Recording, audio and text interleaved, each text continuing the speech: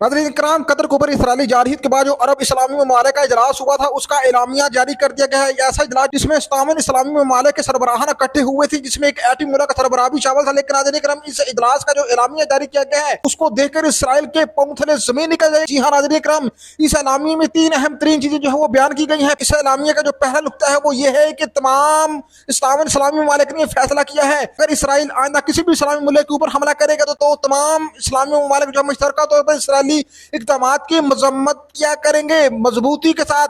दूसरा नाज़रीन करम, एलामिया में अहम तरीन ये नुकता शामिल किया गया है कि तमाम इस्लामी माले के मुस्लिम हुक्मरान जो है वो जुम्मे के दिन और ईदों के दिन जो है इसराइल को खुसूसी तौर पर बददुआएं दिया करेंगे जब तक इसराइल मुसलमान मुल्कों के ऊपर हमले बंद नहीं करता।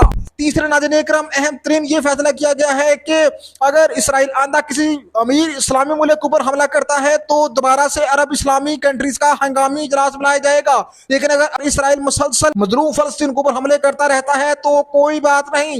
नाज़रीन इकराम, ऐसा एलामिया देखकर अब अमेरिका और इसराइल ने सर जोड़ लिए हैं और उन्होंने कहा है कि अब इस्लामी मुल्कों के इस ताकतवर एलामिये से इसराइल की खैर नहीं। इस्लामी इस्लामी मुल्क के इजलास के ऊपर जिसने पूरी दुनिया की नजरें थी और ये एक्सपेक्ट किया जा रहा था कि अब पता नहीं इसराइल के खिलाफ को नेटो बनने जा रहा है मुसलमान मुल्कों का।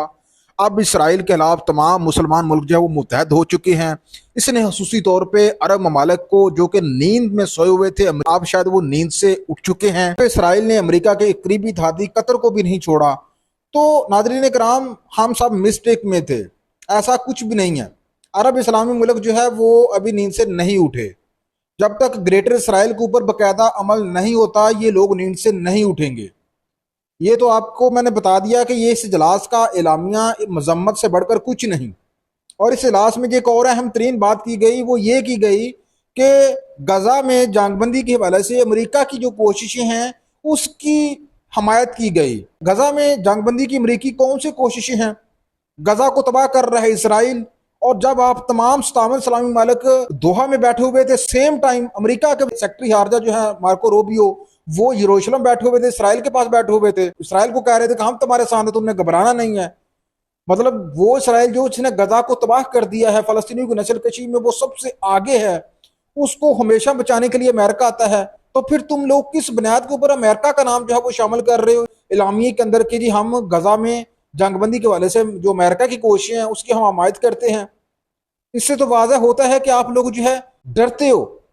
सलाउद्दीन अयूबी हमारे अंदर था, मुसलमानों के अंदर था, और वो सलाउद्दीन अयूबी जिसका नाम सुनकर कांपते थे। ये इतना तुम्हारे पास पैसा है। ये कतर नाज़रीन कराम दुनिया में सबसे ज्यादा एलएनजी एक्सपोर्ट करने वाला मुल्क है और ये कमो बेश $90 बिलियन की एलएनजी एक्सपोर्ट करता है। कतर अमेरिका का सबसे बड़ा अड्डा है। कमो बेश 13,000 के करीब अमेरिकी सैनिक जो है वो कतर में है। तो ऐसी सूरत हाल में अब इनका अंदाजा लगा ले कि ये ममालिक जो है किस हद तक इसराइल के खिलाफ जाएंगे। और ये भी आप देखें मुनाफत की इंतहा कि जब तक फलस्तीन के ऊपर वो हमले कर रही सब खामोश बैठे हुए थे, लेकिन जैसे ही बात आई इनके अपनी अमीर मुल्क की आई तो फिर उन्होंने अरब इस्लामी इजलास बुला लिया। आज तो ये इस्लामी इजलास जो है ये सिर्फ आइकॉनिक था, ये सिर्फ मजम्मत से बढ़कर कुछ नहीं है। जो मैंने आपको पहले शुरू में बताया ये वही कुछ है, बस मजम्मत की गई है और इसराइल को बददुआएं दी गई हैं मिलकर। और आइंदा भी इसराइल की तमाम इक़दामात की मजम्मत करने का अहद किया गया है और उसको बददुआएं देने का फैसला किया गया है हर जुम्मे के दिन। इसके अलावा जो अरब इस्लामी मुल्क है ये आगे नहीं बढ़ सकते।